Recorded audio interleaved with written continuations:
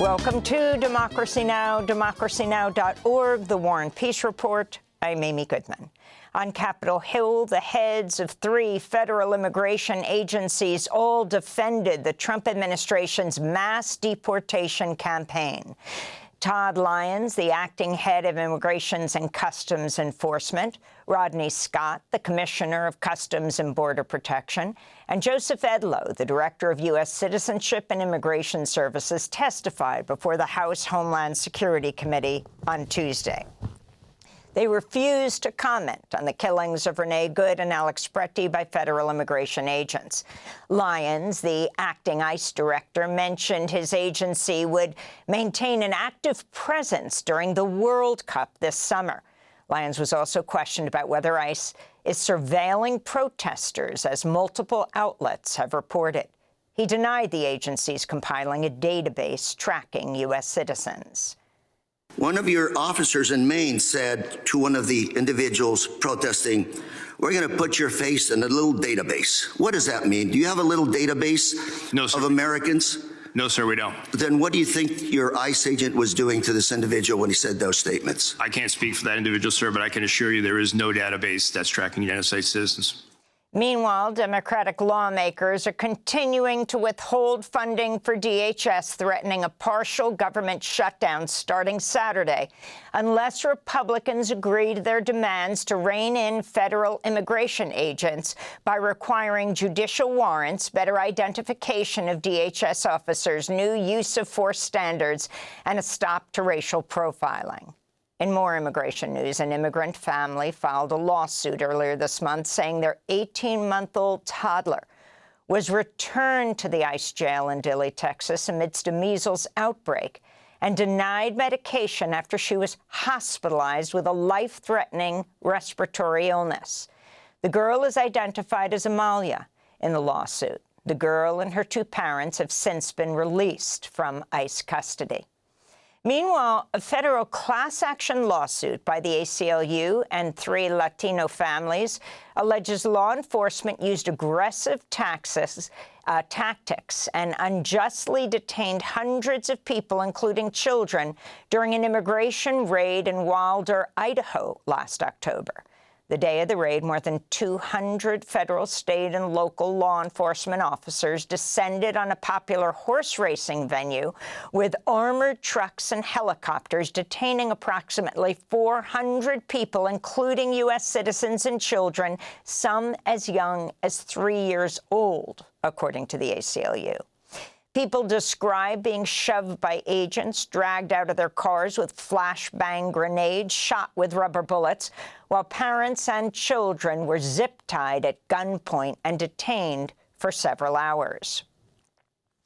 Democratic Congressmember Ro Khanna has accused the Justice Department of improperly redacting the names of wealthy men with ties to the late convicted sex offender Jeffrey Epstein.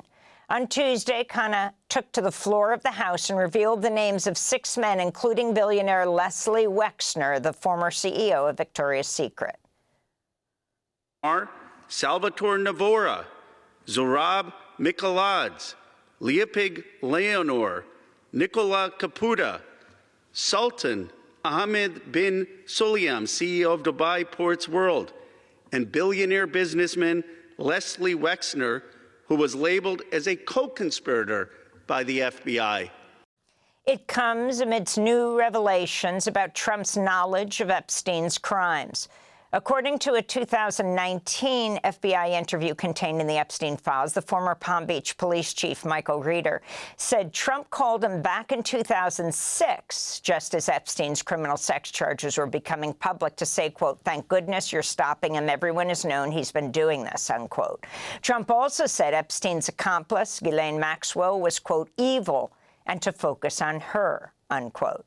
That contradicts Trump's own statements after Epstein's arrest in July 2019, saying, quote, "I had no idea," when asked about Epstein's abuse of teen girls. Meanwhile, Commerce Secretary Howard Lutnick's name has appeared in more than 250 documents in the Epstein files, which include details about how Lutnick arranged for his nanny to meet with Epstein and had her resume sent to him in 2013. In 2008, Epstein was convicted in Florida of soliciting prostitution from a minor. Lutnick is now facing bipartisan calls to resign from his position. On Tuesday, he testified in a Senate hearing that he and his family traveled to Epstein's private island. I did have lunch with him as I was on a boat going across on a family vacation. My wife was with me, as were my 4 children and nannies. I had another couple they were there as well with their children, and we had lunch on the island. That was Lutnick's admission about visiting Epstein's island in 2012. But a year ago, Lutnick told a very different story, saying his last meeting with Epstein was in 2005, when after moving next door to Epstein, he visited his house and saw a massage table in the living room. Lutnick then says Epstein got weirdly close to him and said he got a massage every day and, quote, got the right kind of massage, unquote. Lutnick then said this in his podcast. And we left.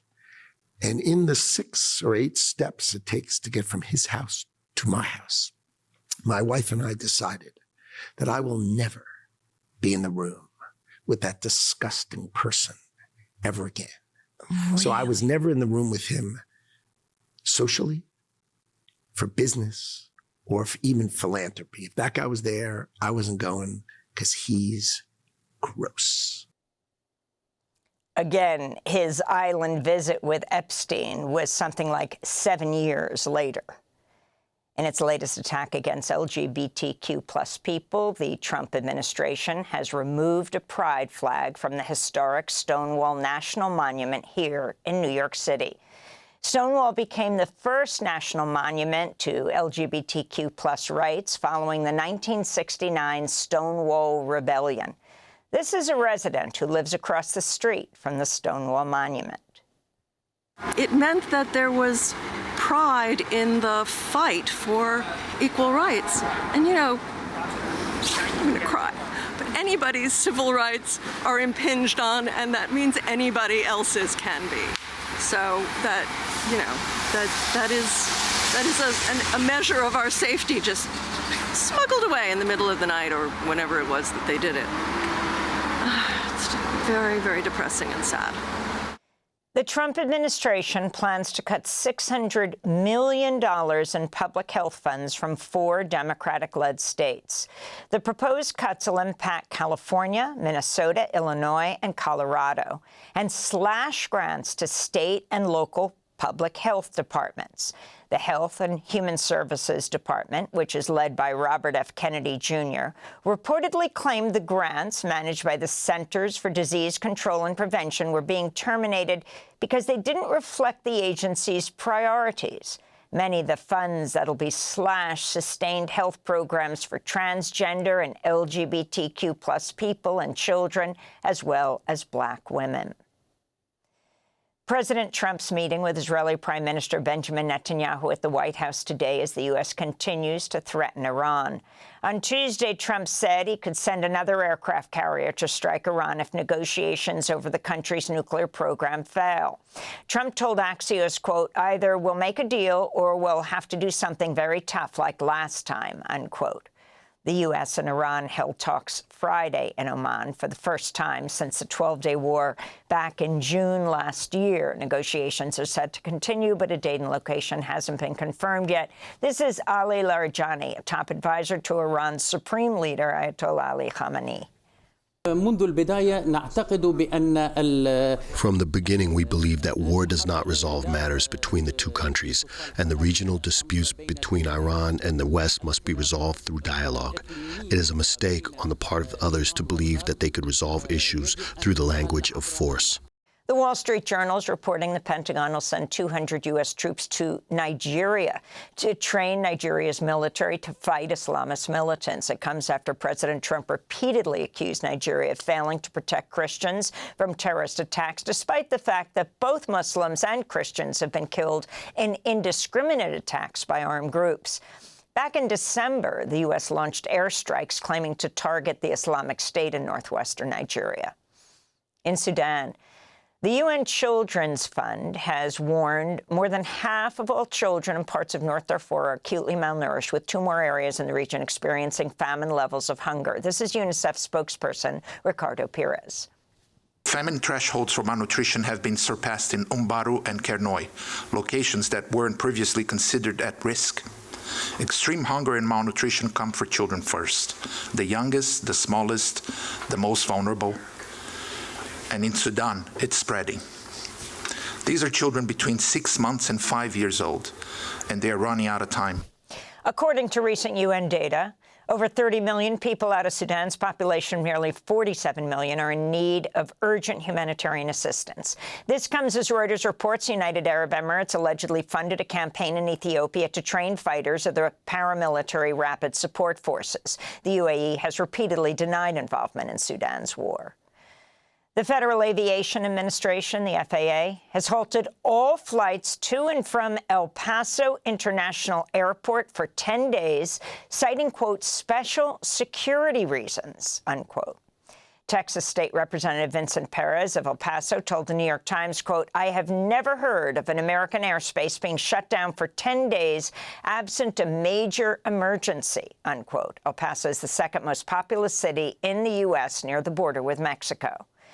In Canada, at least 9 people were killed and over 24 injured in a mass shooting in a small town in northeastern British Columbia. 6 people were found dead in Tumbler Ridge Secondary School, while another died on the way to the hospital. 2 others were found dead at a local residence, with police saying the incidents are likely connected. The suspected shooter reportedly also died of what appeared to be a self-inflicted injury. Darryl Krakauka, mayor of Tumbler Ridge, where the shooting took place, told the Canadian Broadcasting Corporation, quote, I will know every victim. I've been here 19 years, and we're a small community. I don't call them residents. I call them family, he said. The FBI raid on the Fulton County election office in Georgia last month was based on debunked claims from election deniers, according to a search warrant affidavit unsealed on Tuesday.